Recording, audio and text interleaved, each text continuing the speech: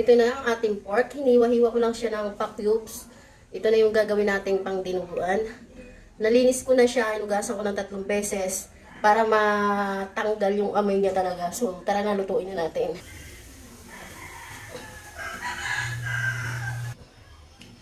Lagyan na natin yung mantika.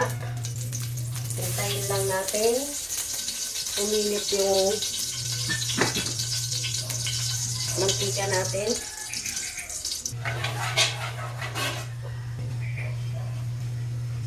Lagyan natin sibuyas, bawang. Haluin. Hintayin natin maging brown. Saka lagyan natin yung karne natin.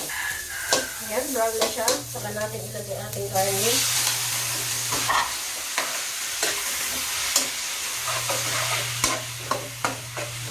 Haluin natin at hintayin din natin na maging brown yung ating karne. Lagyan muna natin ng asin para kumapit na yung alat niya sa ating karne. At konting bitchin. Haluin natin. Ayan. Kung mapapansin nyo, may buto dyan. Yung nabili ko kasing karne, may halong buto. Isayang naman, nakakapit yung laman. Ayan o. Dalawa lang naman siya. Kaya yan, ihalo na natin. Kasi masayang naman. Ayan, ganyan lang ang paggawa ng dinuguan. Mas masarap kasi yung hintayin natin siya maging brown talaga.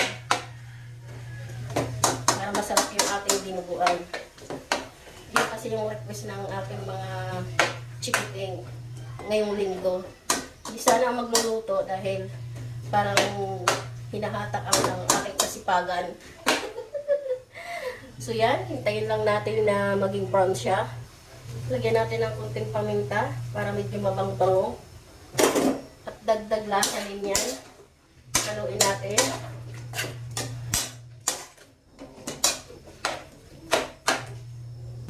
Lagyan natin ng laurel. Ano ba to? Nor beef. At haluin natin ulit.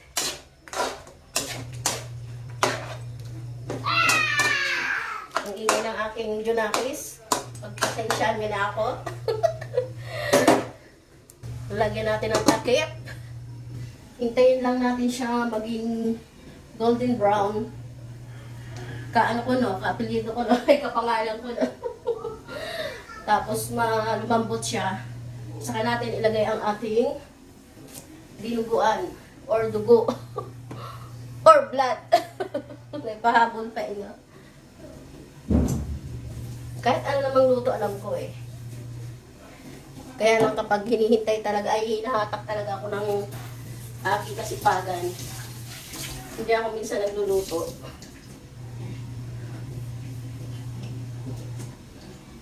Tapos may papakita nga pala sa inyo. Ito kanina, niluto na to doon sa labas. Sa kahoy namin niluto. Sarap. Niluto naman to sa ano, pinakuluan siya sa Sprite. Tapos nilagyan ng kunting asin, tsaka bitchin. Pasok!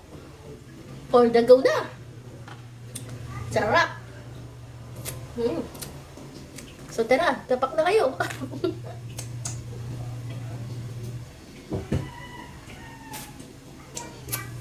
Dahil araw ng linggo ngayon, pinagbigyan kong hiling ng aking mga junakis magluto. Buksan na natin at haluin. Ayun, pwede na natin ilagay yung ating ano, ang aking dugo.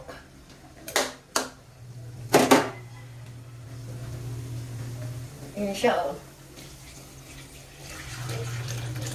Ganito lang magluto ng dinuguan. Dami niya, di ba?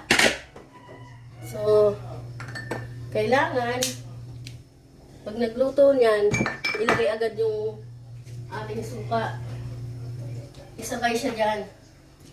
Kasi pag di nyo nilagyan yan, magbubuo-buo siya.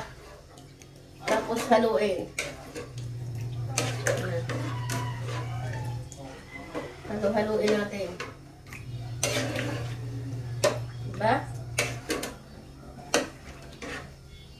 Kailangan kasi sabayan agad ng ng suka. Kasi pag di natin nalagyan agad ng suka, ang kinalabasan ng ating dinuguan magiging batchoy. Mamumuo ang ating dugo. Tapos halu-haluin lang natin siya ng ganyan hanggang sa hintayin natin na maging brown yan. So pagkatapos nun, takpan na natin, patuyuan natin yan. Yung pagluluto naman kasi ng dinuguan, may kanya-kanyang paraan eh. May kanya-kanyang recipe ng dinuguan. Kaya lang ako, sarili kong recipe to. Ayan, ganyan lang yung aking recipe. Napakasimple lang. Mamaya ko na ilalagay yung ating ceiling green. Para pag pag hinuya natin is malutong-lutong pa rin yung ceiling green. Pwede natin siya ilagay sa patis o pag wala tayong nabiling ceiling masarap kasi dito may patis na sausawan. Depende yun sa ating panlasa or gusto mong ako kasi gusto ko may patis at saka kalamansi tapos sili. Dahil wala akong nabiling siling pula, ayan na lang yung siling green. Kaya ihahapok ko lang siya mamaya para mailagay ko sa patis. Ayan, nakikita nyo na na siya, brown na siya, na parang sampurado na. Naamoy ko na. Bango, sarap. Parang gusto ka nang kumain. Mapapadami na naman ang mangkain nito. Sira na naman ang diet nito. Habang hinihintay ko maluto, magpalamig muna tayo. Sobrang init dito sa kusina. Paano wala pa yung exhaust hose dito? Exhaust hose o exhaust fan? Yung singawa ng ng mga pag nagluluto dahil mainit. Sobrang init dito. Kaya nauhawa ka.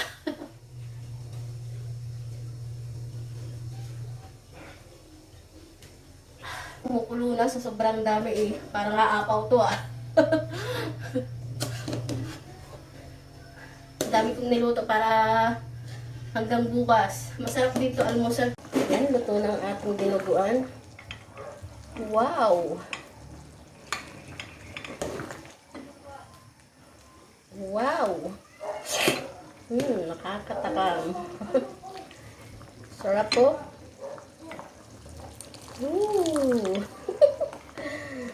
Grabe. Sarap kumain na naman. Ito, tikman na natin ang ating masarap. Lambot oh. Magalaw-galaw oh. Sa lambot.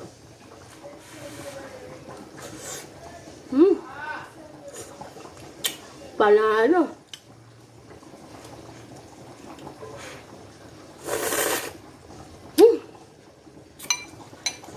Sarap sa magluto.